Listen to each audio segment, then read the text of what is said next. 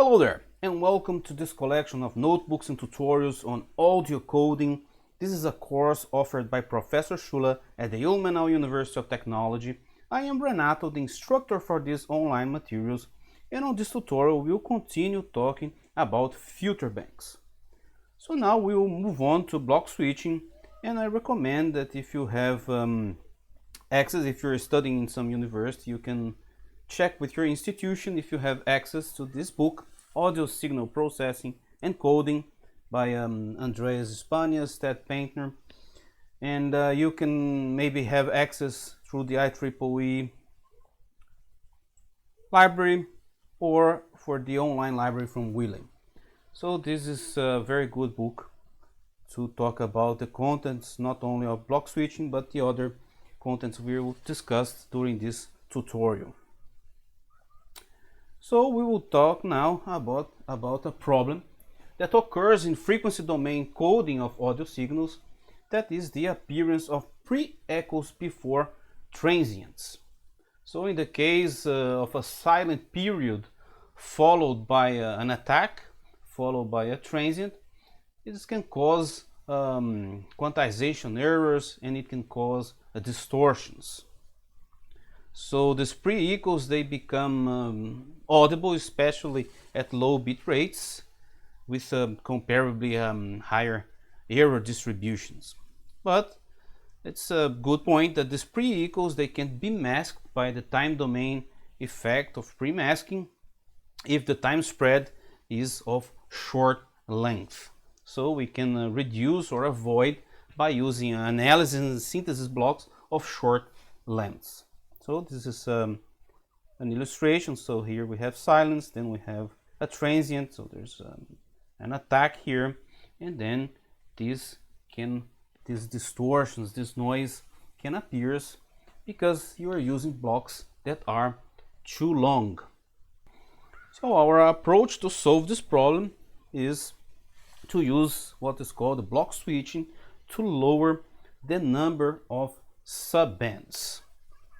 So what we do is that we switch between block sizes of different lengths, and the small blocks are only used to control the pre-echo artifacts during these non-stationary periods of the signal. Otherwise, the coder switches back to longer blocks. So the block size selection is based on the analysis of the characteristics of this audio coding block to the precise location of the beginning of the attacks. So the idea here is that if we are using blocks of 1024, and then inside a block we will have this transient, and there will occur these pre-echoes, and what we can do is that when we detect that there will be this jump, we switch. Instead of using blocks of 1024, we can use smaller blocks, for example 128 or 64. Those are typical block sizes used in window switching or block switching, and this way we will avoid this pre-echo noise. For the MDCT filter bank to maintain the time domain alias cancellation feature and to achieve perfect reconstruction with a unit gain, the shape of the analysis and synthesis windows, they must satisfy some constraints, and these constraints are related with overlapping, and this n here is the block length, and it's related with overlapping with also capital N divided by 2. So this condition of analysis and synthesis windows, they must add so that the result is flat, and we have this overlap add for block switching. So block switching essentially relies upon fixed filter bank with adapted window lengths.